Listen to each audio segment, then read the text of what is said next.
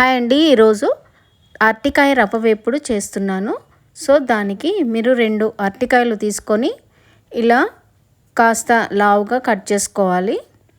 ఇలా అరటికాయలు పొట్టు తీసి, పొట్టు మొత్తం తీయకుండా పైన కొద్దిగా తీయాలి.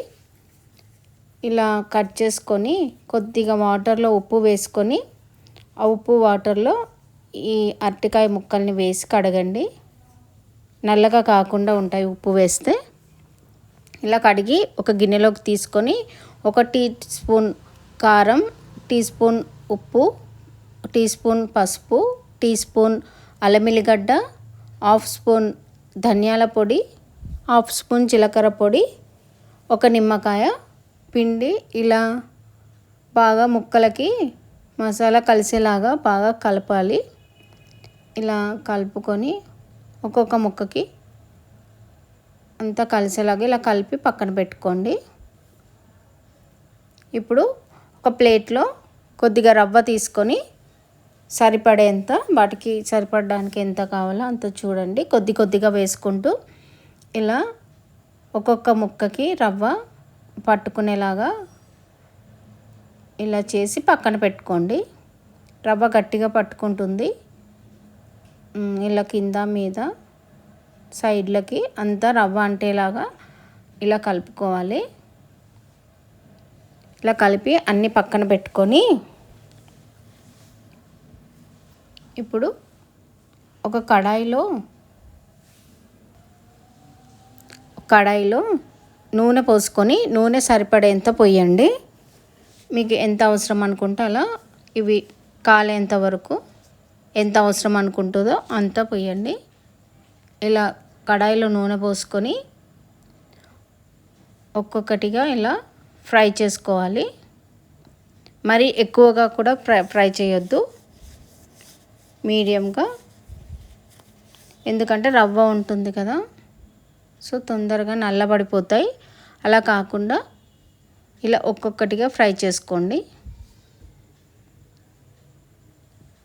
ఇలా చేసి, ఇదే కాకుండా మీకు ఎయిర్ ఫ్రైయర్లో కూడా చేయొచ్చు. కొద్దిగా ముక్కల పైన కొద్దిగా ఆయిల్ కలిపి ఇలా ఎయిర్ ఫ్రైయర్లో పెట్టండి. ఒక 5 మినిట్స్ వరకు ఎయిర్ ఫ్రైయర్లో పెడితే ఇలా వస్తాయి. ఇవి నూనెలో వేయించినవి ఇలా వచ్చాయి. నూనెలో వేయించినవి కరకరలాడుతూ చాలా టేస్టీగా ఉంటాయి. వీటిపైన కొద్దిగా పెరి మసాలా వేసుకొని మీరు స్నాక్స్ లాగా తినొచ్చు, లేదంటే పప్పుకి వాటిలో కూడా పెట్టుకొని తినొచ్చు, రైస్లోకి. చాలా టేస్టీగా ఉంటుంది. ఇలా పెరి వేసుకొని స్నాక్స్ లాగా కూడా తీసుకోవచ్చు. చాలా టేస్టీగా ఉంటాయి. ఇది ప్రతి ఒక్కరికి నచ్చుతుంది. అరటికాయ రవ్వ వేపుడు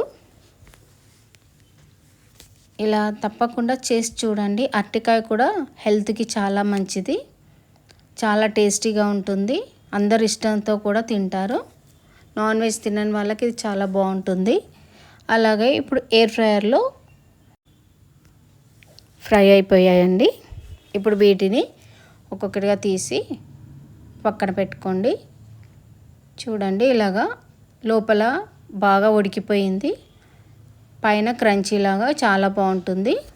మీరు ఎయిర్ ఫ్రైయర్లో డీప్ ఫ్రై వద్దనుకుంటే మీరు ఎయిర్ ఫ్రైయర్లో కూడా ఇలా చేసుకోవచ్చు. దీనిపైన పెరి మసాలా వేసుకొని మీరు స్నాక్స్ లాగా తీసుకోవచ్చు. ఇది చాలా టేస్టీగా ఉంటుందండి. నాన్ వెజ్ తినని వాళ్ళకి ఇది చాలా బాగుంటుంది. పిల్లలకు కూడా బాగా నచ్చుతుంది. ఇది హెల్త్కి కూడా, అరటికాయ హెల్త్కి కూడా చాలా మంచిది. మీరు తప్పకుండా ట్రై చేయండి. అలాగే మా ఛానల్ సబ్స్క్రైబ్ చేసుకొని, సేవ్ చేసుకొని, అలాగే షేర్ కూడా చేస్తారనుకుంటున్నాను. మీరు ఇలా మమ్మల్ని ఎంకరేజ్ చేస్తే ఇలాంటి వీడియోలు ఇంకా చాలా చేసి చూపిస్తామండి. Thank you.